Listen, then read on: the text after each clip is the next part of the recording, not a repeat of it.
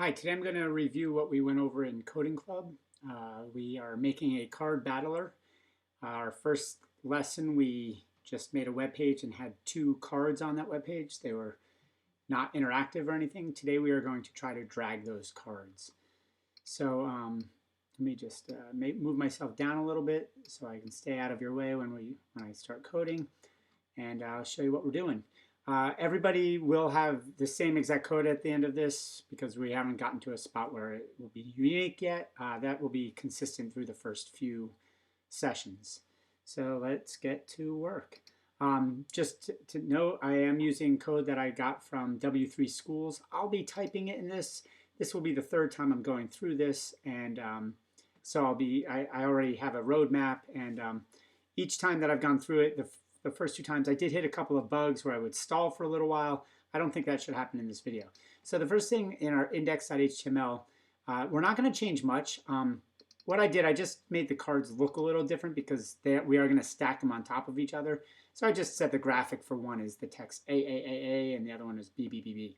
The other thing is I'm going to move the script out of the head and below the body tag. That is just because when we hit that script, we're going to be running some functions and we need the web page to exist first. So that's fine there. The second thing I'm going to do is I'm going to say, let's look at the page. So this is our page. We've got AAA and BBBB. So then what we want to do is I want to make it so the cards are not following typical web page rules. So right now this comes before this, and if I added another card, it would come below that. I want to stack those cards right on top of each other and then move them around however I see fit. For me to do that, I'm going to take my card and I'm going to say the position of that card has to be an absolute position. And there's a bunch of different tags you can put here, but absolute makes it so it will go exactly where, if I say move it to this X and Y position, it's going to move exactly to that spot. I'm going to test it now, and let's see what happens. Something didn't happen the way I expected it to, actually. That's because I didn't spell position right.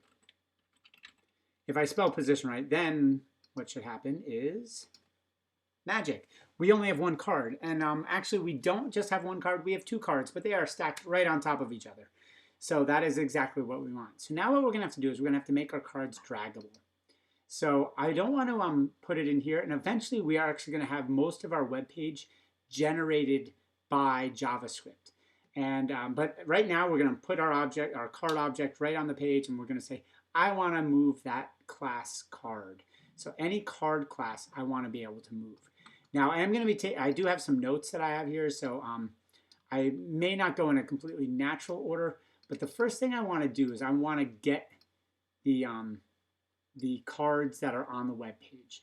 So in the JavaScript, I'm going to say, I'll make a variable called elements. And you can name this variable whatever you want, but it's going to get a bunch of elements. And I'm going to say document dot get elements by class name. And I'm going to give it the name card. Now what that's going to do is that's going to get all of the div tags that have the class called card, and that will be a list of them. So then what I want to do is I'm going to say for var I equals 0, I is less than elements dot length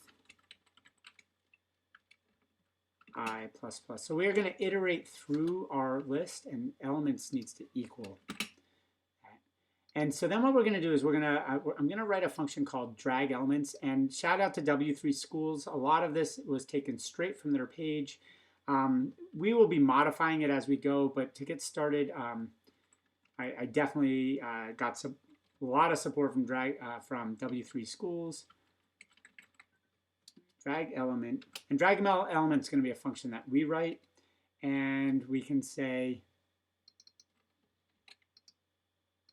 elements I. So we're going to pass in each item from the list into this function called drag elements. Now we're going to write that function, and that function can exist below, above, it doesn't really matter. But now that this is a function, all of this stuff, because it's not in a function, it's going to get run when it gets hit in the web page, which is why we put that at the very bottom. So this will run when we hit it on our web page. Now anything in a function needs to be called. So this isn't going to run automatically, except that we're calling it on line 4. So drag element el drag element. And with this function, we're going to say we want a variable. We want to keep track of when we click on an item. We want to say where are we. So actually, I'm not going to do that yet. I'll put that at the end. What I'm going to say is ELMNT. So our element on mouse down is going to equal drag mouse. And so what that's saying is when the item gets the command on mouse down, we're going to call our own function called drag mouse down. And that's really all we need for that part. But then we're going to put another function called drag mouse down.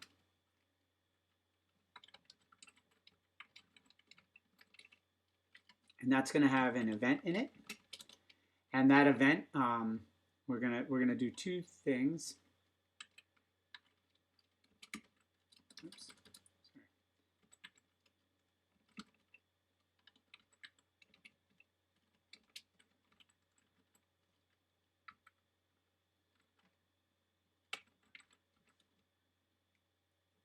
And we'll talk about what this is doing for the first 2 lines actually a little later.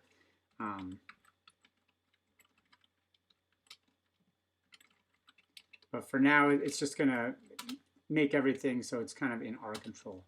And so then what we're going to do is we're going to say, where are we? Document on mouse up.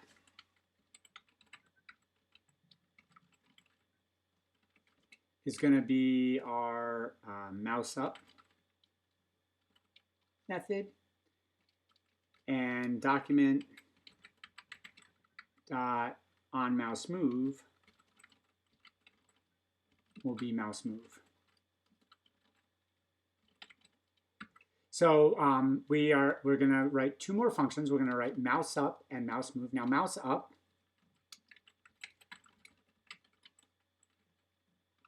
all that's going to do is it's going to clean up what we just set up. So we're going to say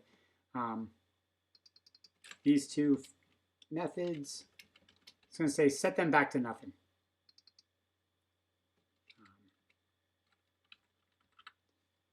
We're just cleaning up. So after we're done clicking, when we release the mouse, clean up anything that we're setting up here. Then we also want to do mouse move.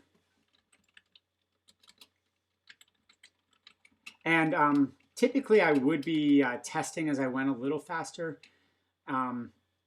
But I am trying to get this video to be as short as possible. So we're going to do this little setup piece here again, just so we have full control. And then we're going to say elmnt.style.top is going to equal our, so on our mouse move, we need to pass in an event as well.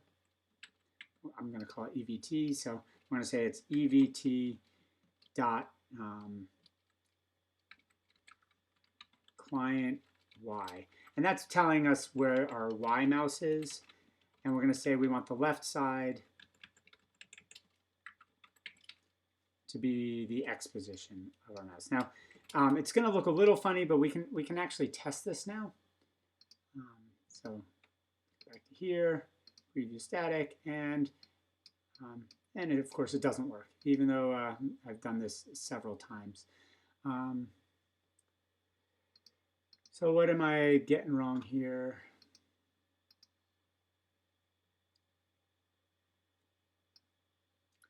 I'm trying to do this quickly, and boom. And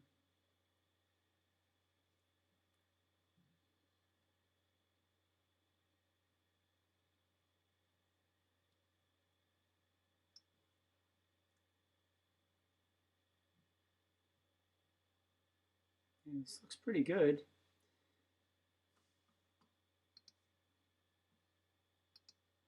Okay. I think maybe it's that I forgot to add the px for pixels. And let's test this again. Still not working.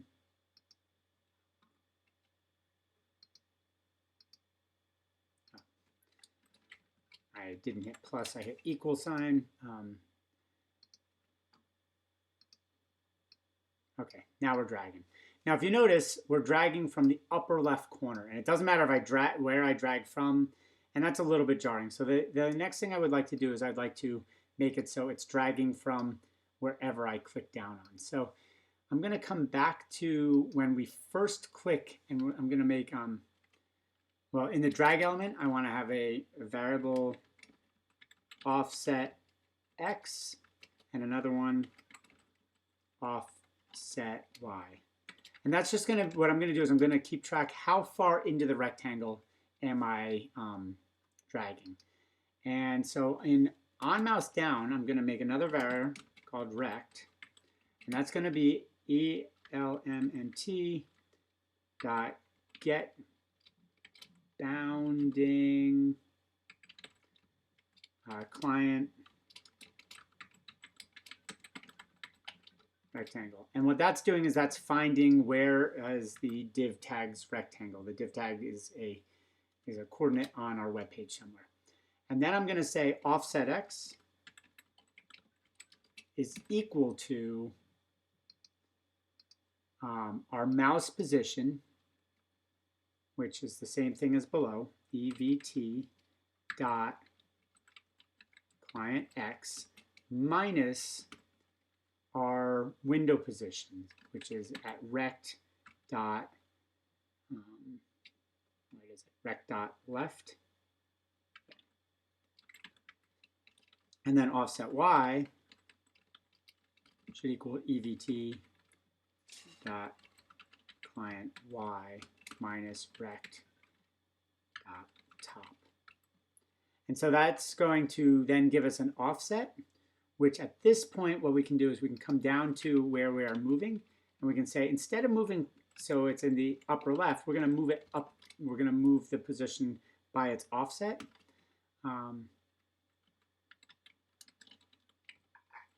Offset y, and this would be offset x. And if things go right,